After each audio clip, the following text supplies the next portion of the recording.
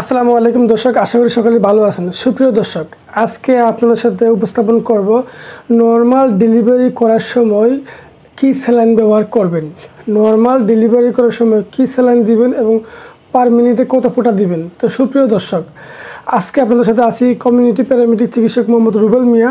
আমি একজন মা ও শিশু চর্মরোগ, যৌনরোগ ও মেডিসিনে অভিজ্ঞ একজন ডিপ্লোমা চিকিৎসক। এটা হচ্ছে আমার ডাক্তারের লাইসেন্স নাম্বার। তো সুপ্রিয় দর্শক, প্রথমে বলবো, গর্ভবতী মার যারা প্রসব হবে তার যদি কোনো রকম ভীষণ জ্বর বা খিঁচুনি বা প্রসব 12 ঘন্টা ধরে হচ্ছে না বা কোনো মারাত্মক ইনজুরি রয়েছে, তাহলে দ্রুত হাসপাতালে পাঠিয়ে দিবেন। এগুলা বাসায় বসে ডেলিভারি করানোর দরকার নেই। তো যদি কারো প্রি-এক্লাম্পসিয়া লক্ষণ বা হিস্টোরি থাকে বা ডায়াবেটিস বা হাই প্রেশার থাকে, তো অবশ্যই হাসপাতালে ডেলিভারি করানোটা উত্তম। তো দর্শক, মূল আলোচনায় আসছি। তো আপনারা ডেলিভারি করার সময় সবচেয়ে মূল একটা পয়েন্ট হচ্ছে, যা ডেলিভারি হচ্ছে তার একটা জিনিস আপনি সবচেয়ে গুরুত্ব দিবেন, সেটা হচ্ছে প্রেশার, ব্লাড প্রেশার।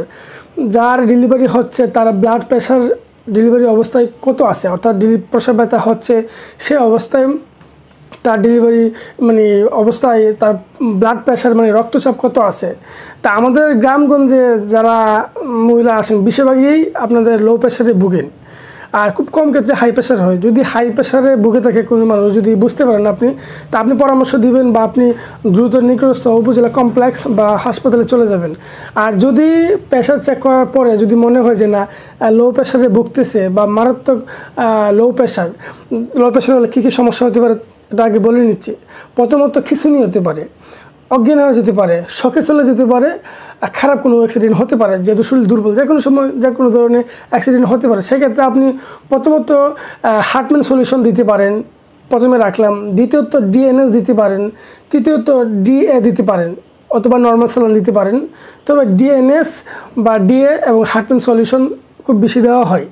তো এটা পার মিনিটে 25 বা 20 ড্রপ যদি অবস্থা শোচনীয় হয়, তাহলে আপনারা যারা চিকিৎসক আছেন বা যারা রেজিস্টার চিকিৎসক তারাই কেবল স্যালাইন দিবেন, না হলে আদারওয়াইজ দিবেন না। আর দিলে আপনাদের নিজ দায়িত্বে দিবেন।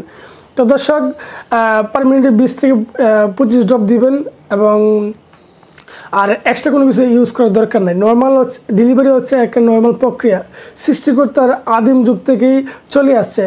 ডেলিভারি অটোমেটিকই হয়, টানাটানি ধাক্কি ইঞ্জেকশন মারা এই করা সেই করা কোনো কারণে প্রয়োজন হয় না। তো যারা ইঞ্জেকশন দেয় বা বিভিন্ন প্রক্রিয়া আছে এগুলো করলে যে কোনো সময় যে কোনো রিস্ক অ্যাক্সিডেন্ট হতে পারে, পরে আপনারা আইনি জটিলতায় পড়বেন। তো কাজেই ঝামেলা যাওয়ার দরকার নাই।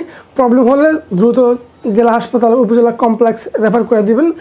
তো দর্শক, ভিডিও দেখে যদি একটু কিছু জানতে পারেন, শিখতে পারেন, আর আপনি যদি আমার চ্যানেলে নতুন দর্শক হিসেবে এসে থাকেন, তাহলে অবশ্যই ধন্যবাদ, আপনাকে মোস্ট ওয়েলকাম। অবশ্যই সাবস্ক্রাইব করে দেবেন, ভিডিও ভালো লাগলে অবশ্যই একটা লাইক তো অবশ্যই দিবেন, আর ফেসবুকওয়ালা অবশ্যই শেয়ার করতে ভুলবেন না। তো ভালো থাকুন, সুস্থ থাকুন, আসসালামু আলাইকুম।